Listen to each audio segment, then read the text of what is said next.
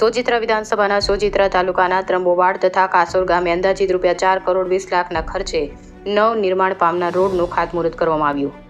ત્રંબોવાડથી ઈસણાવને જોડતા 6 કિલોમીટર રોડનું 3 કરોડ 60 લાખના ખર્ચે નવનિર્માણ.